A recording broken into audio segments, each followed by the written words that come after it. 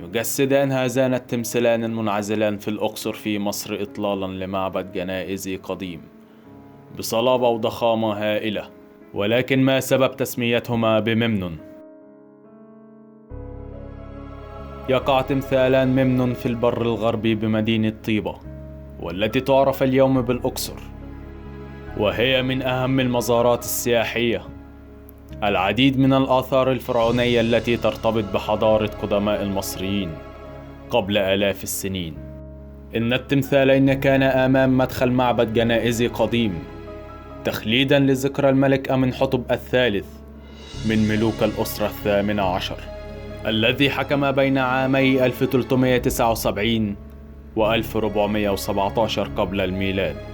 ولم يتبقى من المعبد الجنائزي سوى التمثالين العملاقين بارتفاع يصل إلى 20 متر، إذ استخدم المعبد كمحجر تم اجتزاء الأحجار منه في عهد الأسرة التاسعة عشر.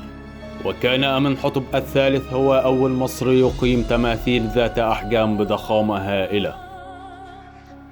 ونوعية هذه التماثيل العملاقة تعود إلى اعتبار الفرعون بطلاً قادراً على صنع المعجزات بحسب المفهوم المصري القديم في عصر الدولة الحديثة، ما انعكس على فن النحت الملكي في ذلك العصر. وأصبح الملك يظهر في التماثيل بحجم بطولي، ويجسد التمثالين الملك أمنحتب الثالث وهو يجلس على العرش بمسند منخفض واضعا يده على رجليه وفوقه التاج الملكي، وإلى يمين ساقيه يوجد تمثال صغير لزوجته الملك تي، وإلى يساره تمثال صغير لأمه موت ميا.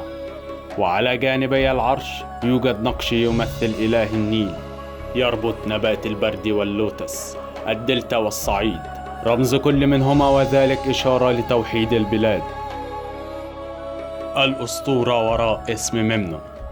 ترجع تسمية التمثالين إلى عهد الإغريق، إذ وقع تصدع بالتمثال الشمالي لمنحتب الثالث نتيجة زلزال، وعندما كانت تهب الرياح كان يبدو الأمر وكأن التمثال يصدر أصوات حزينة.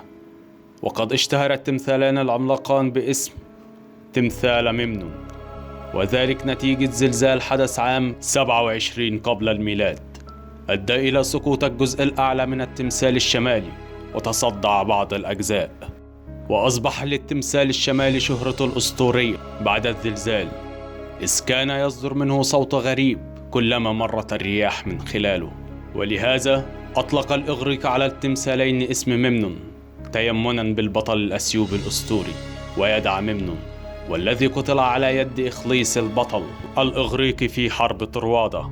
وبحسب الأسطورة طلبت آيس والدة ممنون، وهي إلهة الفجر، من الإله زيوس أكبر آلهة الإغريق أن يميز ابنها عن باقي البشر، فكان يظهر لها ممنون في الفجر عن طريق هذا الصوت، وكانت أمه تبكي عند سماع صوته، وكانت دموعها هي قطرات الندى.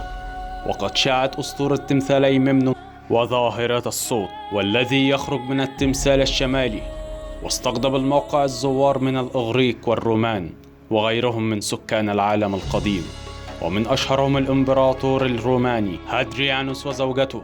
وقد توقفت الأصوات الصادرة بعد ترميم التمثال تقريبا عام 2000 ميلاديا.